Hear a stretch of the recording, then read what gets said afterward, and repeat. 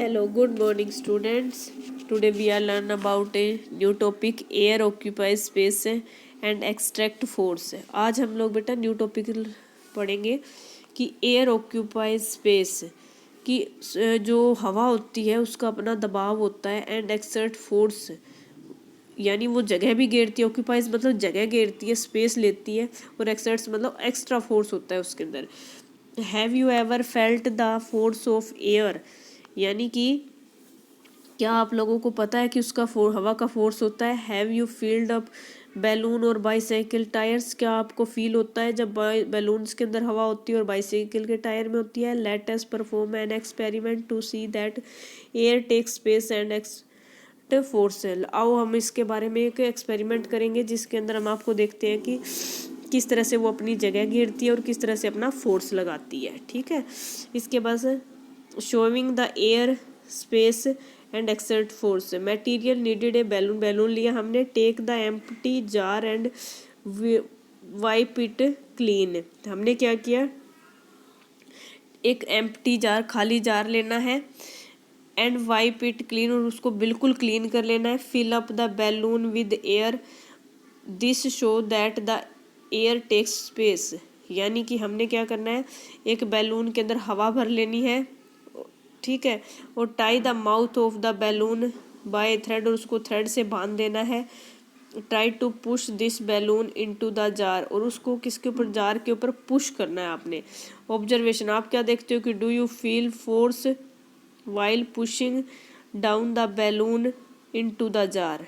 क्या करता है आप, डू यू फील, आप लोग फील करते हो कि जब पुश डाउन द बैलून को पुश करते हो इनटू द जार, जार पे, तो क्या होता है कि आपको कोई फोर्स लगता है। से यस, तो इसके ऊपर यस पे टिक कर दोगे।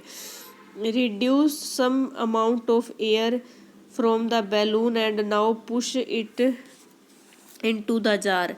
आपने क्या करना है, कुछ एक मात्रा में हवा जो उस जार के अंदर डाल देनी है। The balloon and now push it into the jar, और उस जार के ऊपर आपने इसको पुश कर देना है उसको। ठीक है, कंक्लूजन क्या निकलता है, can you now say that the air takes space and extra force. इससे आपको पता लगता है कि हवा के अंदर दबाव भी होता है, क्योंकि वो आपकी तरफ वापस दबाव से वापस वैसा ही हो जाता है, आपकी तरफ भी दबाव डालती है, धक्का लगाती है, और स्पेस भी घेरती है, जगह भी लेती है। नेक्स्ट में हम पढ़ेंगे एयर हैज़ मास और वेट। हवा का अपना क्या होता है, द्रव्यमान होता है, वेट मतलब भार होता है। Since we can see air it's space और साइज, वो हम इसके बारे में कैन नॉट सी एयर हमने हवा को नहीं देखा है। इट्स स्पेस और साइज, उसका स्पेस और साइज भी नहीं देखा है। We may therefore think that it has no mass और वेट, ना ही उसका द्रव्यमान होता है और न ही उसके भार होता है। बट एयर हैज़ मास, परंतु हवा क्या है, एक द्रव्यमान है। This can be demonstrated by the pictures below, नीचे आप लोगों को इसके बारे में बताया जाएगा, दिखाया जाएगा। First up, take two blown up balloons and tie each one at the mouth using a thread. आपने क्या करना है, two balloon up blown up balloons, आपने फूले हुए बैलून लेने हैं, and tie each one at mouth using a thread, उसको मुंह से, उसके मतलब बैलून के मुंह से उसको बांध देना है, जैसे कि ये बांधा हुआ है। ठीक है, using the same thread tie each balloon to a wooden rod, वही थ्रेड आप लोगों को एक वुडन थ्रेड यानी लकड़ी की डंडी से उसको बांध देना है। The rod and the two balloons tied together will act as a balance. इस रोड पे क्या करना है, टू बैलून्स आपने टाई कर देने, बांध देने इकट्ठे टुगेदर, और will act as a balance, और उनका बैलेंस आपने चेक करना है।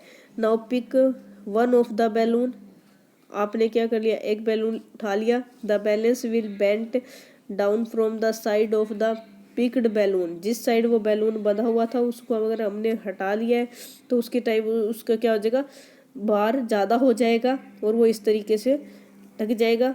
और इसी तरीके से this shown that the other balloon with air in it is heavier, और बैलून का भार ज़्यादा हो जाएगा। This shows that the air has मास, की इससे पता लगता है कि हवा का भी द्रव्यमान होता है।